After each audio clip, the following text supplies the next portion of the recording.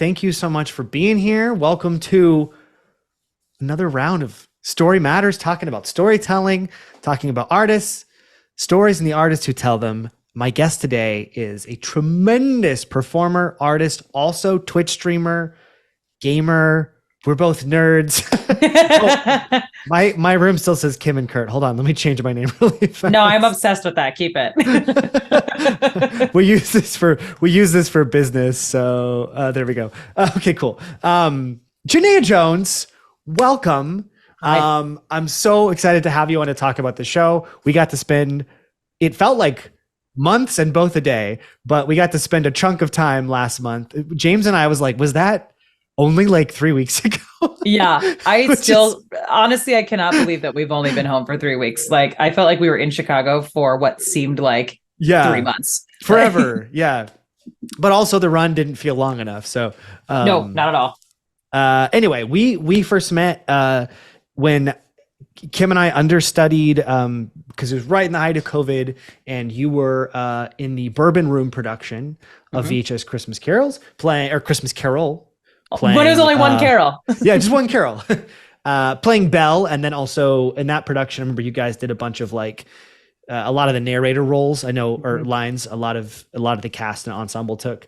And yeah, so Kim and I got the chance to. We were understudying because it was COVID, and so we covered some roles, and I got to know you a bit there. And then we got to do the tour together last year, the Jingle Ball tour, and then we finally got to work together.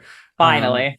In this last production of VHS Christmas Carols as Jim and Della. You're amazing. You're amazing. Shut up. Such a phenomenal actor. I was telling James this, but I like, sometimes on some shows, especially musical theater, it's like you're trying to channel emotion when I don't know. It's hard to find the tone because you're just sort of like trying to get the notes and the beats and the rhythms, and then you're like acting feels like the last thing. But working with you, I literally was like, I didn't do anything. I just looked at you, and there was no like, what do I? It's just you're so accessible emotionally, and obviously your voice is amazing, but it doesn't just feel like when I watch you sing. What I think is so incredible is your voice is incredible, but it comes from like somewhere in here. It's not just like, wow, great voice. Like there's a passion and a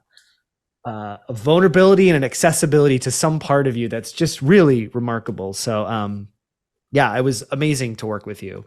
The pleasure is all mine, truly. We almost got like a little sneak preview of VHS Christmas Carols when we got to play young Scrooge and Belle in San Francisco together. Because, as for those of you who know how the Jangle Ball worked out, I wasn't there for all the dates. Curt, Kim weren't there for all the dates. Brian weren't there. So we kind of split the tracks just so that everybody could have a little bit of everything for that tour. And then at the very last day, right, the San Francisco date, they were like, oh, it's going to be Janaya and Curt. And I was like, have we sung this together? Which we did in rehearsal. Yeah, we did. We did rehearsal. We did, once. It was one time, and that rehearsal process flew by. But it was so nice to kind of get that little like sneak preview. And then when I was told that you were going to be playing Jim, I was like, yes, finally. Yeah, I was so excited to get to work with you. So I'm curious to take me back to kind of your journey with Starkid. Both of us, we've talked a lot about how we've kind of come into the Starkid family and fold, sort of in a late stage chapter. Starkid obviously goes back many, many, many years, and there's a whole lot of history. And then we kind of snuck in there in the last few years. Yeah. And I'm just curious, like, what is your journey coming into Starkid? What was your entry point? What did you know about them before that? I know a little bit about it, but I'd love to hear more about it. And I feel like viewers would as well. Yeah. It's so funny to me. I think it was either you mentioned last week or the week before, or last episode or the episode before, where you had kind of mentioned that like Starkid just very cleverly hires the biggest Starkid nerds to be in Starkid with them, right? When I was in high school, I always tell people all the time, like I was in high school in my friend's basement singing along to Harry Potter musical. Like it was my jammy jam. And I also was a Gleek. Like I was invested from the jump. It was very specifically Harry Potter musical. I didn't really dive into the other ones until later on, until maybe I got into college and stuff. But I just had so much fun with it because I was a huge Harry Potter fan, and I don't know, everything. It was all great. I think it's one of the craziest things that, when you're doing a Starkid show, it does feel very intimate and small because it really kind of feels like a family kind of vibe. Yeah. But it is crazy. And this is not to like, I'm not tooting my own horn. This is the work that other people did, but it is crazy. I'm like, a lot of people, especially if you've ever been around theater, have encountered it. Like it's almost always a thing where I meet somebody who does theater and they go, "What do you do?" And I go, "Do you know Starkid?" And even if they're like, and I'll go, "Harry Potter musical," and they'll go, "Yeah," and I'll go, "That." That's the one. The reach is kind of amazing. Like it kind of blows me away sometimes. Yeah, and it also comes to we were just talking about this before we got online, but just like the levels of accessibility that Starkid has had over the years. That's why everyone knows not VHS Christmas Carol right now, but that's why everybody knows Harry Potter musical is because it was on YouTube forever. So everyone got access to it, everyone got to see it. Like just the fact that I have now known about it for the past 15 years is nuts to me. So I've always known about Starkid. I was a huge Joey and Lauren fan. That was like my era, but there weren't really like discords or groups or anything that you could be fan clubs in at that point. It was like Yahoo groups or whatever, but I was not on any of those. And but the entry point was circa 2021, so like right at the height of everything coming back into the world, and I was actually working at the Bourbon Room at the time, which is where we did the show. I didn't know this. Okay, interesting. So I was a house manager for the Bourbon Room, and we were just doing a production called For the Record Live Quentin Tarantino. So their whole entire it was amazing. The whole entire premise, for those of you who don't know this, is basically a troupe of artists that create shows revolving around filmmakers. So they've done it for Quentin Tarantino. They've done it for Martin Scorsese. That one's my personal favorite. They did one for, they're doing one right now, actually, for Love Actually, the movie, the film. And they just like to pick a bunch of, John Hughes was another big one as well. Really popular. Do you know Parissa? Yeah. Oh, I just saw her 2 days ago. Yeah. Amazing. I got to meet her and hang out with her with Mary Kate Wiles, because she was in a recent shipwreck project called How to Be a Ghost. Yes. And then we did a little game stream together. And then I realized, I was like, wait, we know everybody, like all the same people. She's lovely. Amazing. Parissa's in my burlesque troupe that I'm doing Night Less with as well. Amazing. She did like a one-off sort of situation where she was like a special guest for one night, which was a lot of fun, but we hope to get her again. Yeah. Somebody said in the chat, everything is connected. It's true. It's very, very true. Really, if you live in Los Angeles or any of the like surrounding areas of Los Angeles County, the world is so small. Even to the people that know each other here in LA also know each other in San Diego, also know each other in Anaheim. Like it is tiny. I'd say it's about a subgroup of 500 people, and we all know each other. Which brings me to the kind of the connective tissue here. When I was working at the Bourbon Room, I get a text from James Tolbert. And James and I work at Disney together. So for those of you who don't know, that is what we do. We're in different shows. We're not in the same show, but we know each other because of other people of mutual parties, connective tissue.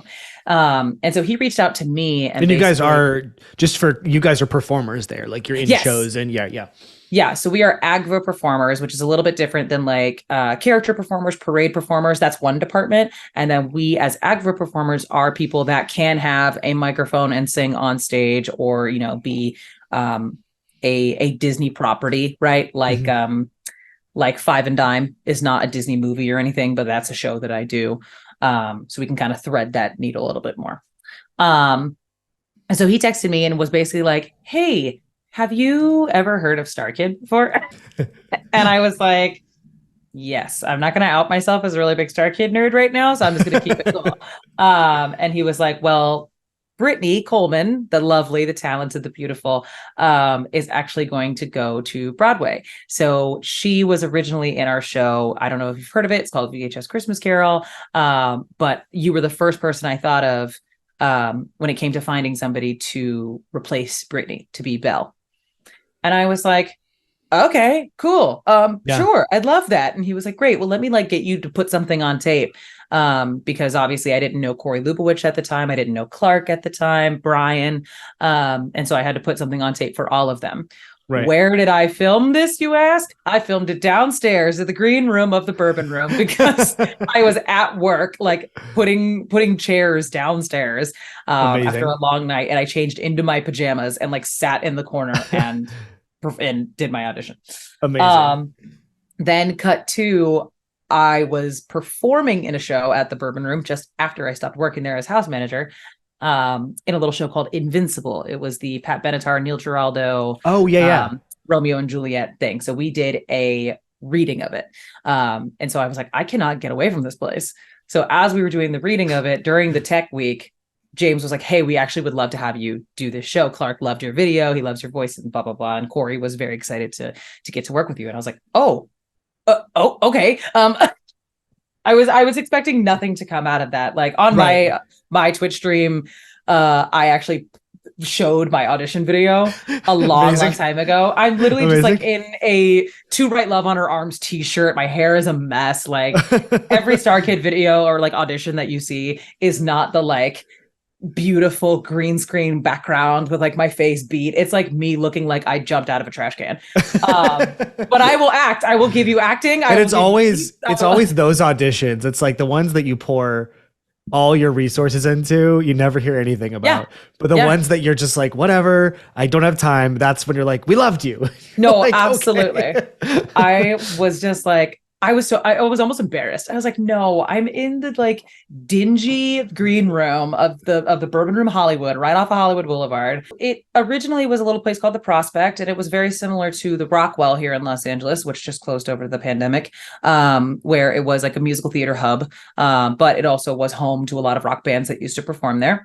And then cut to 2018, maybe 2017, it was the original home of the Beetle House, LA. So the Tim Burton themed bar. So it used to be there. Right. And then they moved down the street and then moved once again after that. And it became the Bourbon Room. So they basically had themed it around the production of Rock of Ages that was coming into that space. So the Bourbon Room is called the Bourbon Room because of Rock of Ages. They thought that was going to be like the end all be all location for it. But then COVID happened. Yeah. And so now it's still the Bourbon Room. It's actually paying homage to Nick Cordero, who passed away and was in that cast. His picture is up on the wall right when you walk in, so if you see it. And then now in post-COVID life, or it's still COVID life, people are still getting sick, but it is now like the Rockwell hub. I personally wouldn't say, sorry, Bourbon Room, I work there all the time, but I wouldn't say it's super accessible for musical theater artists just because there are a lot of problems still that need to get fixed. Like they kind of recalibrate the sound and lighting and all the stuff. The LED wall is really cool. There's no backstage space. Like you can watch in Meredith's videos of like how much limited space that we had downstairs in the green room and also up on stage as well. It's kind of a weird thing with like LA clubs in general. Is like it's not, a lot of New York stuff is kind of tailored to musical theater because that's right, the heartbeat of the Broadway. But in LA it's very much geared towards like rock bands and having amps and stuff. And I found over the years that I got really nervous and had bad experiences singing in venues that are just like not made for musical theater. So you're up there and you're like, I can't hear anything. And then if people film it, it's like a nightmare. So, God. Well, LA has a ways to go with that. Yeah, absolutely. I think the hilarious thing about that though, is that Rockwell wasn't perfect either. A lot of my friends in my burlesque troupe, we do show in a bar mentality, right? Where you're like, you're singing a show in a bar. It's not the end of the world. You're going to be fine. Right. Yeah, exactly. But I think the wonderful thing about Starkid specifically is like, watching back VHS Christmas Carol from 2021 on YouTube. It sounds incredible. Sounds great. The mix is great. Because of our team, and what we were able to do.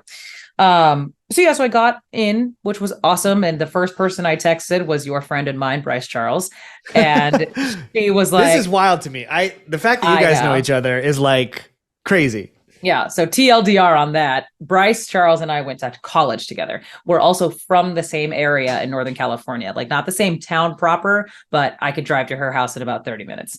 So, and also like completely disconnected in how we both got into Starkid. So it's like, it wasn't like, oh, these two, it's like Bryce knew Dylan, and then Bryce knew it's like, Dylan. Dylan had mutual friends with people that I knew. Like, again, when I yeah, tell you the world is small, the world is so small. Um, yeah, but yeah, Bryce and I went to college together. Like, I've had sleepovers at her house. I know her family. Like, we are besties. We just had lunch not too long ago with another college roommate of mine. So like, I've known her for 10 years now. So it's like all the relationships that you see with all the Michiganders and all the people yeah, that are in Starkid, that's me and Bryce. And so the fact that the two of us are now doing this together, I'm like, oh my God, family, it brings people together. yeah, Um, but yeah, and we got in such different ways. yeah, So like when she joined like around Black Friday ish area, and then I joined with VHS Christmas Carol. We're on the two separate sides of the fence here, the Hatchetfield group and the yeah. VHS CCCS. We got to do the crossover event where I'm ready. Scrooge in Hatchetfield. Like I'm that's so that's the event that we need. I am so ready for that, because also like the ones that do get to thread the needle, like yourself and Kim and Joey and Lauren and everybody, it's so much fun to kind of see both of those universes collide. So I'm Yeah, like, yeah. I would love a spooky Nightmare Before Christmas sort of scenario where, like, you know, Scrooge wakes up in Hatchetfield and like all the rest of us, like Della and Jim and Little Match Girl and everything, but like, what the hell are we doing here? That's so good. That's so So funny. I'm emailing Brian right now.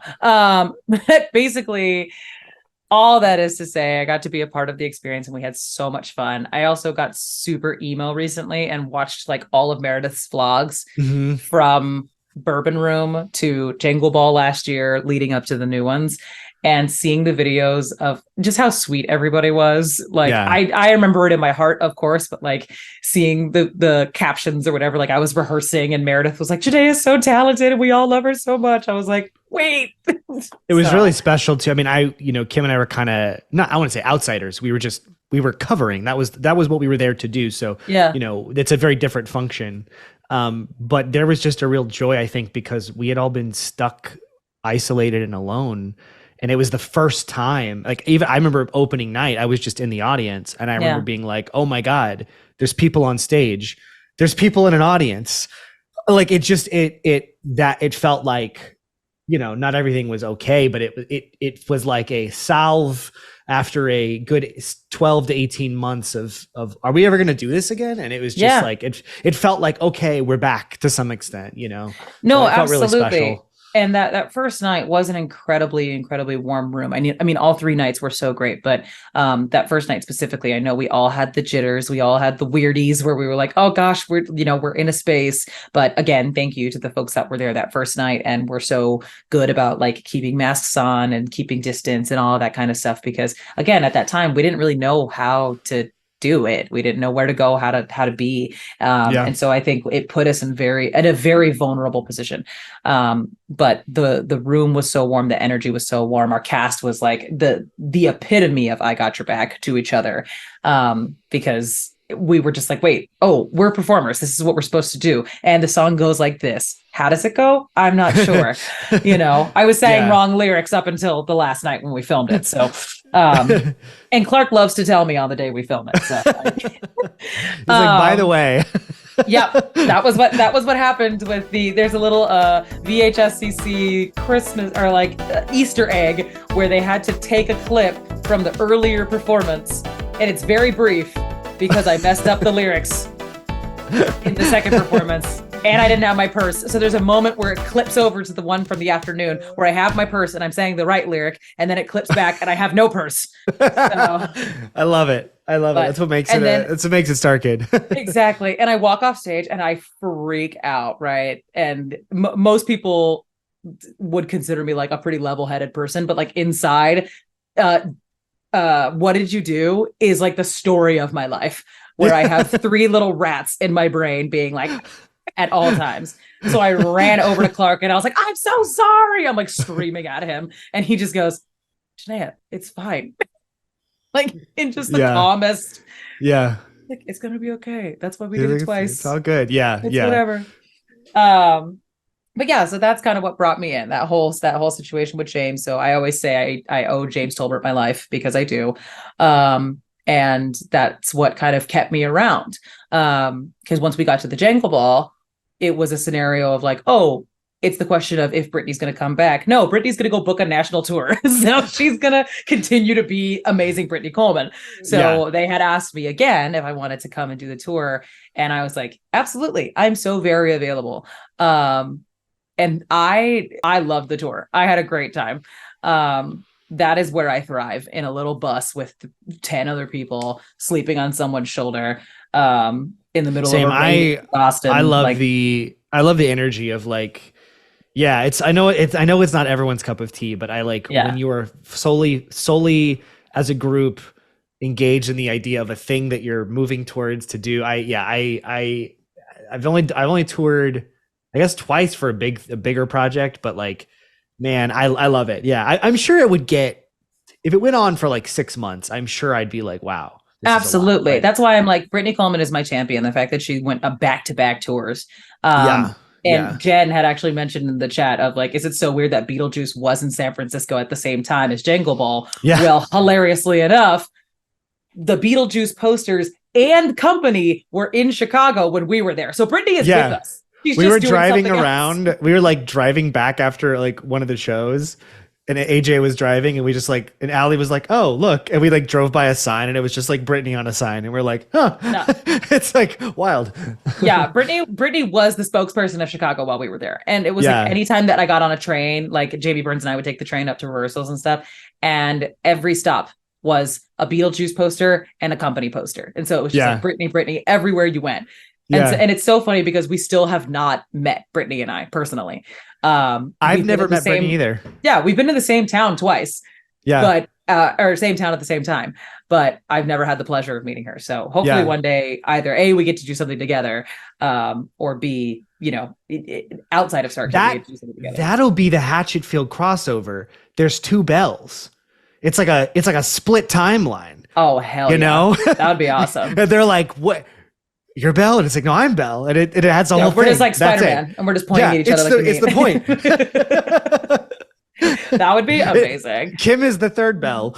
Yes. And so it'll just all be everyone pointing at each other, going, "Who's Belle?" Yeah, get Nick Lang on the phone. Let me call him up right now. I would love that so much, and then all 3 of us just singing the most like insane tune. Yeah, because the vocals would go crazy on that one.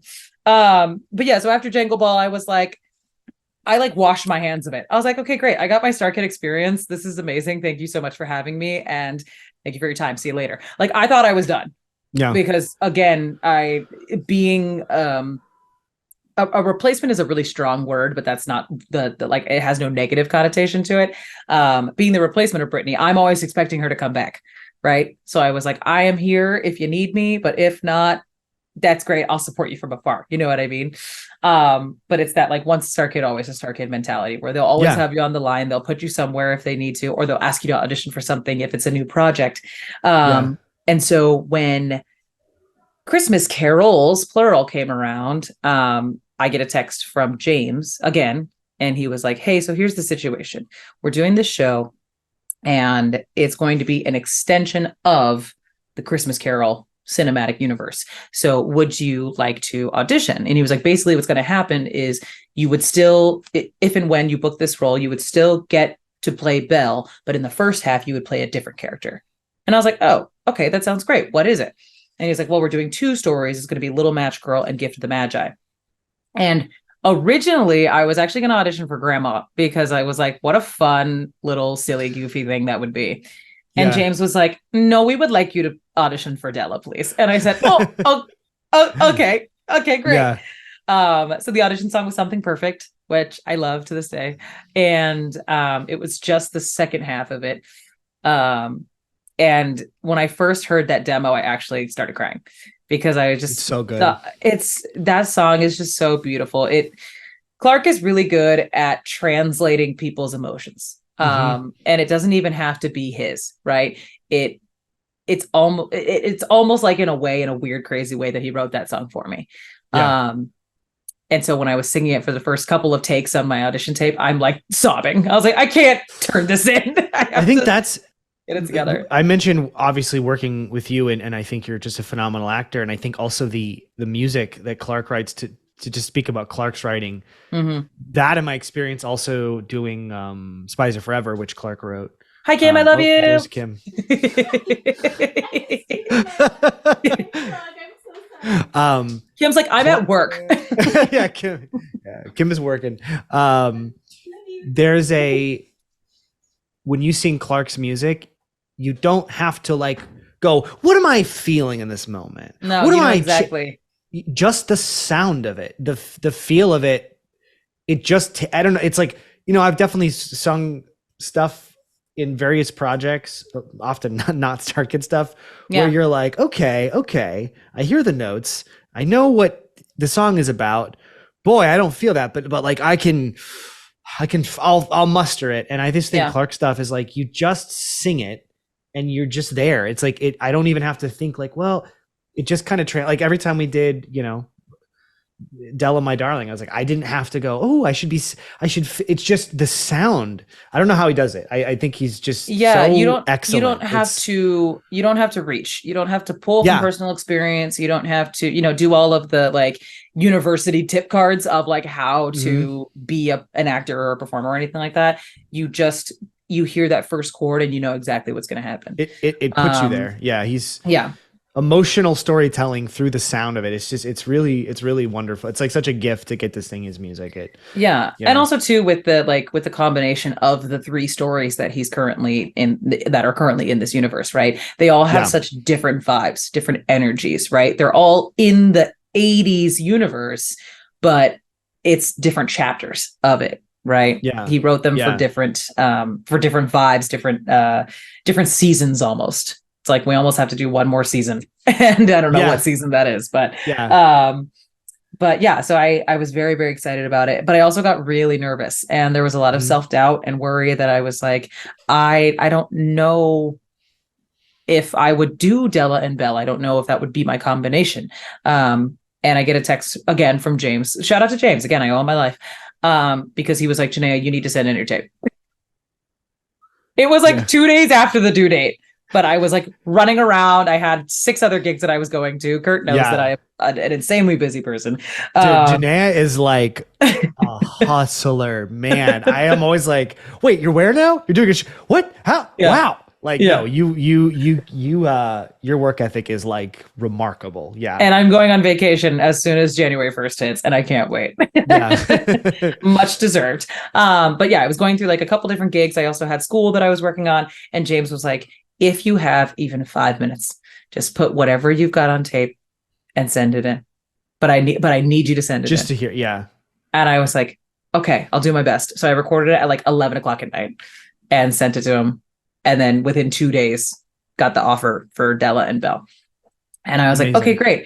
And then I get a message, a long message from Clark.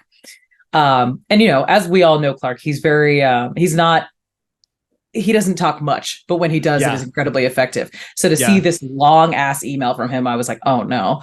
But he wrote me this big long thing of basically saying, this is not me scaring you right now, but I need to let you know that you are singing the most in this show, other than Scrooge.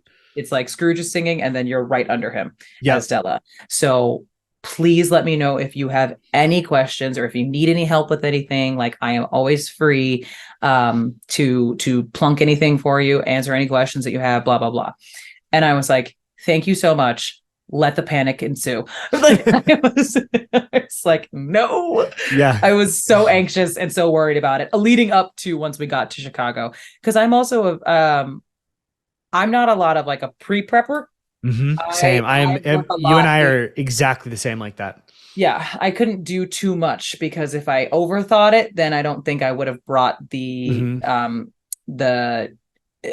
unabashed vulnerability. I have to surprise myself a little bit. Part of the magic is, for me, I've been in shows where people show up and they are off book day one, and you're like, amazing. Never me.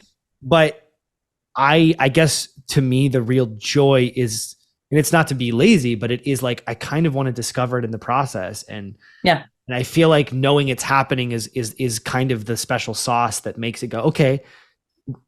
Like, just like being, I mean, definitely like, we all worked on things ahead of time, but I don't know, it doesn't feel real till it's happening. And so, yeah, I really enjoy the, like, we're in the room, we're doing the thing. That's the fun stuff, No, absolutely. And then too, like as we mentioned, like you and I personally have never worked together. So it was fun to Right. discover things with each other as opposed to coming up with our own separate universes, right? Hmm. Like playing a married couple, we had to be that together. So it's like we Yeah. can make decisions with each other, be a collaborative thing. That's why our marriage is so great. Um, is because of that, right? And Yeah. also playing the opposite in the second act of like, okay, well, how do we get to a point of disagreement? And where can we find the parallels within the relationship and also Hmm. the contrasts. So yeah, Jim and Della are the best marriage. I agree. I'm in the chat reading. They are.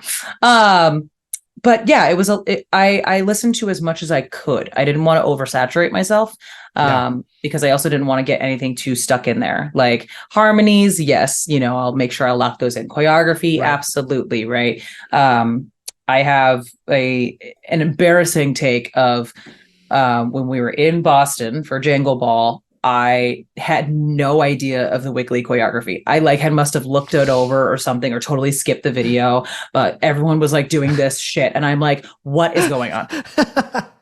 And I was so Yeah, it's embarrassed. like And that's what, like yep. And once again, James told her it was like, did anybody watch the videos? and And when James asks a question, he never does it with like an attitude, but you right. definitely go like Yeah. you're like, I've disappointed my father. Oh, no, literally. I was like, Director Daddy is pissed and I should just quit. I should just quit right now. So that night when I got back, me and Jamie Burns were in our hotel room being like, he's a wiggly. Like, just try.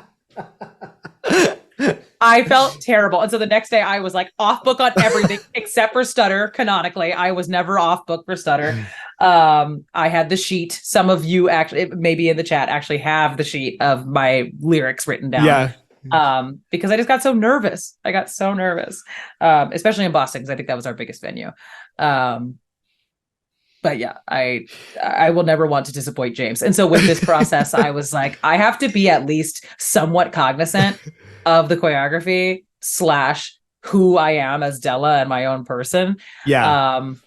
Before I walk into this room. But I won't Well, and be especially like, because it was a tight process. It's like super tight. Well, and it like we had four rehearsals before we were into tech, and then at that point the show is the cruise, and you're really kind of just it's not really about the actors anymore, and so yeah. it's like that was the thing that I was freaking out about, was not that I didn't think that we could find it, but just the like time of going, oh my God, is there enough time to get it in my bones? And Yeah. that gave me a lot of anxiety. But then somehow by the time we got to opening, I really felt really competent and felt completely prepared. And I still don't know how that happened. Well, right. And it's like when you think about it in retrospect with like regional theater and just like even Broadway theater too, right? Regional theater equity contracts are 10 days of rehearsal. Right. So it's like anybody that has done that schedule knows exactly what to do. You don't even have to come in off book. Some people do, some people don't, right? It's everybody's learning styles are different. But you are in crunch time from the moment you walk in and clock in for that first day, you sign your contract, to the day you leave. And also some of those days are equity mandated days off, or even just like you're not called to rehearsal that day. But it's like you're either doing the homework or you're taking well-needed rest, Right. which I could not scream from the rooftops high enough about. Is like you have to kind of balance both of those things. Because if Absolutely. you are not sleeping, then the show is not going to happen because you're going to be absolutely delulu from top to bottom, right? So I slept so much in Chicago because we also all got sick for some reason, like not COVID, but like we all had this weird sinus flare up where everyone was like hacking up lungs and super snotty. And like, so those first couple of days we were all wearing masks just to be like, just in case it's a COVID situation. But in reality, we all just got hit with bad allergies because half of us are from California, where and we're like, what is this? What is this weather? Like, the Midwest. It was funky. So I think that added a little bit of extra stress on top of it, right? Is that we weren't, we were at our 100% in our spirits, but physically a lot of us weren't at our 100%. I know I wasn't. But And I felt like what was interesting about the show too is that a lot of us, I think, had come right off the heels of a bunch of other gigs and work. Mm-hmm. And, because it was slotted in November, it was kind of this weird window where it was like before Thanksgiving, but it just like, I felt like everybody kind of got there, like they had all gotten, thrown off of a train, and we all like landed. We're like, okay, Yeah. oh, we're here. Like, but I think that's kind of the magic of what I've experienced thus far. Yeah. Doing Starkid projects is, it feels like it's chaos, but in a way that, everybody is completely like focused and is going to find a way to like make it work.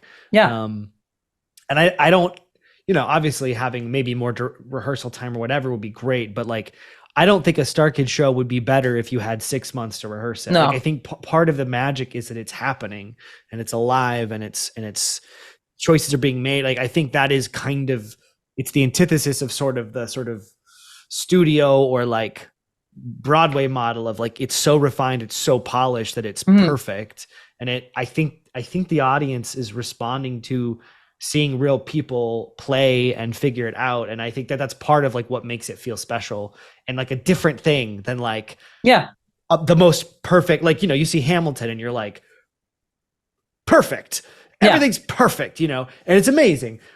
But then I think what we get to do, it feels like there's this organic kind of quality to it that I don't know. I think it's a really cool quality that I haven't been able to quite put into words, but I think I'm circling what it is that makes a Starkid thing feel like a Starkid thing. Yeah, I think that what makes Starkid authentic is that like innate ability to discover things in real time. Mm-hmm. And every show is just a teeny bit different. So it doesn't matter where you're going, right? It doesn't matter if you saw the Jangle Ball in Boston, New York, and Philadelphia. Those were 3 completely different shows. We were doing the same exact thing for that entire weekend because Allie swapped in for the last one, but every show, even though we were singing the same exact things, was so different, and sometimes to our detriment. Like, if anybody told you the story, or if you watched the vlog from Philadelphia, we were a hot mess in Philadelphia. But in all the best ways. And folks that saw us in Philly were like, that was so much fun. We had a great time. But all of us, as soon as we were done, we were like, get me the F out of here. Like, we were so very, very done. Even though like I had a great time.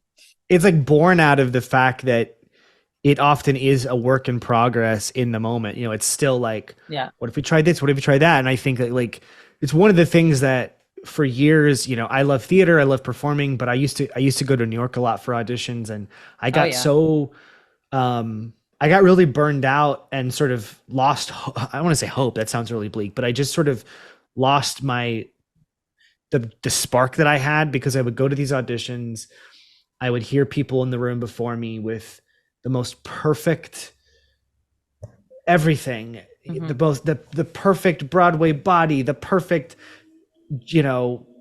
piercingly high tenor note. It was like, everything was like, and I was like, I am not, I don't know. I was like, I guess cause maybe my roots are from like improv and like, let's pull some props out of a box and put on a hat. And I thought, maybe do I not actually love theater? Like, I was very confused. And then when I did Spies, and then leading to Black Friday, and then projects like this, I went, oh, this is the thing. This is the like, get together in a room and go, I have an idea, and go, ooh, that's a great idea. What if we did that? And it just feels collaborative in a way that I've missed. I think I missed, and I've had a hard time finding anywhere else. You have to find your troupe in that way, right? It's like, I know that the New York machine of it all, because musical theater in New York is a machine, period. Like, it is a as I like to call it, a corporate cog, where the wheel just keeps spinning, and as long as tickets are being sold and people are going to shows, then they can keep doing what they are doing. Whereas in other places, i.e. Chicago, Los Angeles, San Diego, big regional theater city, there's a little bit more levity in not even necessarily in productions, because look, I've seen bad productions here, we've seen bad productions everywhere, 100%, but there are the places that you find, right, your troops, your communities, that you are allowed to play. You are allowed to bring your prop bag, right? I've seen folks come into like one-off musical theater like review shows with a whole entire suitcase of shit, like just for fun, right? That's Corey Doris in every show. Corey Doris shows up with Jamie with Lynn, all Jamie his Lynn props. Beatty. Yeah. Yep. Yeah. It's everybody does it, and it's like that is a specific a specific color swatch of acting, right? Where like everybody has a different color swatch of how they like to perform and how they like to act. And when you put those swatches together in a beautiful thing, then it all just becomes cohesive. Yeah.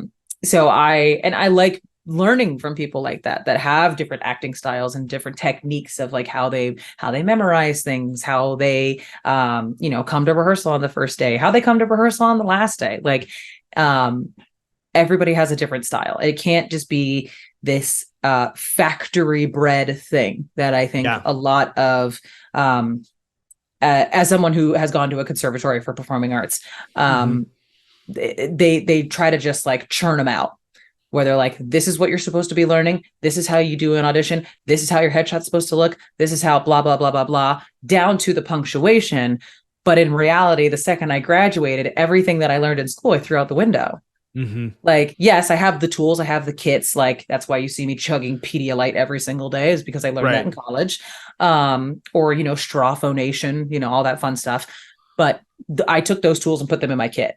And then when I actually started working in the industry, I added those tools from that side into my kit and made them into this, little tool belt that I carry. But my tool belt is different than everybody else's. Yeah. It's kind of changed the way I, even as a coach and teacher, when I first started teaching 9 or 10 years ago, like I was kind of teaching what I knew, which is, okay, here's how to do it to get a job. Right. And my coaching style has completely changed as I've been informed as an artist myself, where now it's like my favorite thing to ask actors is like, well, what do you want to do? Yeah. What are you interested in? And I've realized, and I think it's kind of it's a sad realization, but hopefully through performing and doing shows and the stuff we do, we can maybe hopefully inspire and show people that it is possible. But a lot of times when I ask that question, I don't know if people have thought about it. They're like, no, I don't know. I want to book a job. And totally. I get it.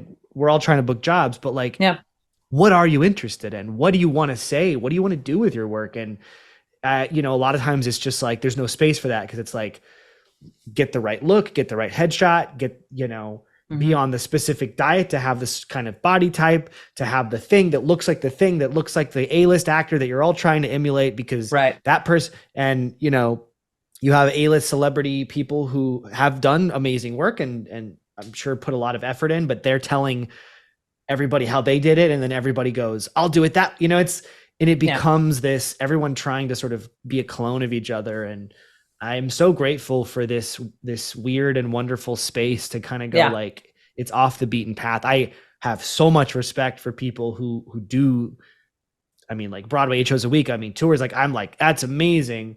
I just feel like I discovered this other way of doing it. That doesn't mean it's better. It's just for me, I went, oh, this is like what I did when high school that made me decide I thought this is something I wanted to do with my life. And it, that feels like a magical thing to like hold on to. Like hold on to it so hard, because I'm like, it's very rare that you get to do this and people watch it. Like that's on top of it. Yeah. A lot of people try to do it, but then there's no audience. And that's what's kind of amazing, is like, we have the luxury and the privilege of having people actually show up to care, to watch us play. And that feels like something to honor, and it's sacred in a very, but it's fun too. It's not like, I don't want to make it too serious, but no, not at all. Yeah. So I think something that you touched on that I really liked that you said is like, asking people like, okay, well, what do you want to do with this art that you want to create? Right. Because this is not like Janaya poo on conservatory hours, but what I was told in training, like at my school, was, who are you a carbon copy of, or who are you a dollar version store version of? Right. And I said, I don't know. And they were like, no, you got to know somebody, like, think about like, I don't know, Thandie Newton or Rosario Dawson or whatever. And I was like, yeah, I'd like to be in a movie with them. But I don't think like, they're great. I'm me. Like, yeah, exactly. And they were like, but that's how you, or at least is what my teacher said at the time. Right. This was circa 2012. Right. Yeah. They were like, you have to have this idea of who you are based off of somebody that's already in the industry. Mhm. So that casting directors and managers and agents and whatever can be like, oh, just like this person. Okay, got it. Because there's no imagination behind the eyes, right? So they We had this won't figure out. exercise in my film class when I first moved here. It was everybody would get up, sit in front of the audience, or in front of the students, and everybody would write on a postcard two Yeah. or three actors that like came to mind. And it really threw me into an existential crisis because I got like High School Musical Zac Efron. Oh God. Yep. Classic. and and then like I think I got like maybe it was Joseph Gordon-Levitt or something, who I love, but I Oh was yeah. kind of like, well, okay. Joseph Gordon-Levitt was a kid actor on Third Rock from the Sun, and so he's always been working since he was little. And then Zac Efron booked High School Musical, but they don't really make movies like that anymore. So it was like, Yeah. what do I like? I was like, I don't know what to do with this information. And then I was just like, abs, I guess, or like I didn't know. And I love Zac Efron. I just it I do didn't, too. it He just got wasn't. a star on the Hollywood Walk of Fame the other day. Yeah, but it wasn't a helpful exercise to go like, I'm like the cheap poor man Zac Efron. It's like Yeah. and that's also not true. Like it's also not what I don't think I would ever do the kind. Anyway, so yeah, I think like there's just so much of making it is about modeling yourself after what somebody else did, but truly most of the time the people that did that either got really lucky and they went, Yeah. yeah, I don't know, or they made their own path, and then it's like that's why it worked, is because they followed a path that was unique to them. And to try to replicate that, I don't think it would make sense for you. You're not them. No. And so Exactly. They're their own person and they've created their own legacy, right? yeah. Because even too, when you think about it, right, the whole history of Zac Efron specifically, for example, this was a fan group that I was a part of, where I was online talking about all the fun facts about Zac Efron. And I love Zac Efron. I'm obsessed with him. He also was like one of my first junior high crushes, but like his story is also interesting in and of itself as well. Like the first High School Musical film, it wasn't his voice; it was Drew Seeley's. Drew Seeley, yeah. And because he was going through puberty, so it's like trying to understand that like he was just a vessel, for a voice, which is why he fought so hard to be the live vocals in Hairspray and also in High School Musical 2. Because once they did the High School Musical tour, it was Drew Seeley, right? Because they were like, we want to hear what it was from the soundtrack, and he's like, well, that wasn't me, so that must have been. And listen, I think Zac Efron's probably fine, but that must have been I relate to that on a very personal level because I did a solo on Glee that they was very close to them not letting me actually sing it. Oh yeah, and you were talking about it was this huge deal that like several people on my behalf had to like reach out and like go above and around people to be like, you should actually let him sing because he can sing. Yeah. But they were just going to be like, we don't really know who this guy is. And they were just going to have me lip sync to some other guy, so some session singer. Yeah. And I remember going like, this is going to be one of the biggest things I've ever done. And then everyone's going to go like, oh my God, I saw your, and then I'm always going to like, go, yeah, that wasn't like, I can't imagine how that must have felt to be like, I'm in this movie. It's not me. Like, it's a weird phenomenon. I could not imagine being like I said, like being a vessel for someone else's voice, right?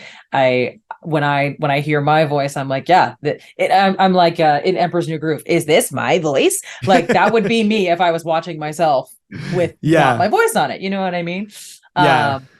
So I also feel like I felt for him so hard. Talking about Clark again, but I feel like one of the things that's such a gift I experienced with The Spies with this show is I feel confident as a singer getting to sing Clark's music or in a Starkid show because there's this flexibility to write it. Or like Clark reached out to me and was like, hey, I have this note at the end of my watch. How do you feel about falsetto? And, like to be like, okay, yeah, like even Spies. I remember there was moments where he was like, well, what if we did this or let's flip it down here? And to feel like somebody's molding it around you, it empowers you to be like, my voice is my voice. Yeah. I don't have Jeremy Jordan's voice. I don't have Aaron Tvei's voice, but my voice is my voice and it works for the thing that I'm doing. And for years, I just felt so incompetent compared to like this very specific Broadway style Jeremy Jordan kind of voice. And getting to do projects like this has really given me the feeling, not like an ego boost, but just like, oh, my voice is right for what I'm doing. And yeah, like that's an amazing gift to have a composer who actually is like, hey, I want to make sure you're comfortable. You're like, really? Oh yeah, no, I got Wow. I got that same call of being like, hey, here, I think he gave me Christmas Eve, and he gave me Something Perfect, and he said, are these keys okay? And he was like, your top note would be this. And I was like, I told him, I was like, overall, I would love to not sing anything above a D5, Yeah. right? Because being in the position that I'm in as a performer, right? You hear my speaking voice and people are like, oh, they're an alto. Yes, I am. That is true. But I have been factory bred to be a mezzo soprano and sing above what I like to comfortably sing, because that is what is based off of the cookie cutter shape that I am. That's what fits into what I'm supposed to be doing. Right. Right. But the wonderful thing about Clark that I will always sing praises about is that he doesn't care about that. Yeah. He's like, if I were to say like, hey, I actually don't feel comfortable singing it in this, he'd be like, great, let's work around it. Let's figure out what we can do. Like he's not possessive about the way in which he created songs. He always makes them adaptable so that it's more of a collaborative song, almost like a collaborative songwriting effort, right?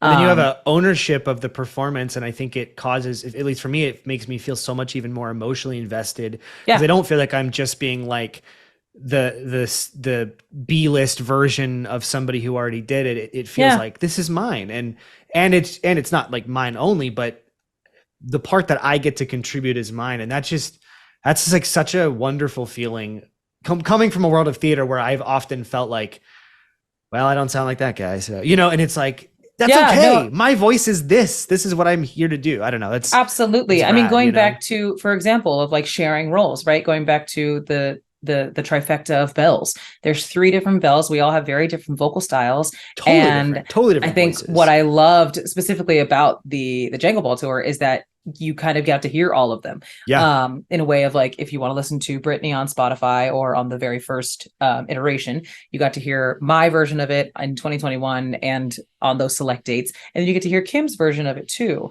I love Kim's version of that Scrooge, and I told her 1,000 times over in rehearsal. And I'll say it again.